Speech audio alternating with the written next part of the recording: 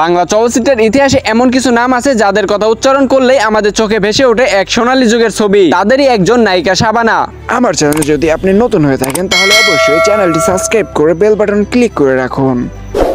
1970 দশকের শুরুতে এক তরুণী পা রাখলেন চলচ্চিত্র জগতে, আর অল্প কিছুদিনের মধ্যেই হয়ে উঠলেন কোটি দর্শকের প্রিয় মুখ। তার মায়াবী চোখ, সংশোধিত অভিনয় আর হৃদয় ছুঁয়ে যাওয়া সংলাপ সব মিলিয়ে তিনি হয়ে উঠলেন ঢালিউডের অপরাজিতা রানী। সেই সময় শাবানার সিনেমা মানেই পরিবারের সবাই মিলে হলে যাওয়া আর হাসি কান্না মুগ্ধতা ভাগ করে নেওয়া। তিনি নায়ক রাজ্জাক, আলমগীর সহ অসংখ্য জনপ্রিয় নায়কের সঙ্গে জুটি বেঁধে উপহার দিয়েছেন বাংলা সিনেমার অমর কিছু ছবি। কিন্তু পর্দার পেছনের জীবনটা ছিল সম্পূর্ণই ভিন্ন। ক্যামেরার ঝলকানি ও করতালির আড়ালে শাবানা ছিলেন একজন নিবেদিত প্রাণ স্ত্রী ও মা। তিনি কখনো নিজের ব্যক্তিগত জীবনকে প্রচারের আলোয় আনেননি, বরং নীরবে নিজের পরিবার ও কর্মজীবনকে সমান গুরুত্ব দিয়ে গেছেন। 1990 দশকের শেষ দিকে তিনি চুপচাপ বিদায় নেন চলচ্চিত্র থেকে, রেখে গেলেন অসংখ্য স্মৃতি, গান, সংলাপ আর অশ্রুসিত দৃশ্য।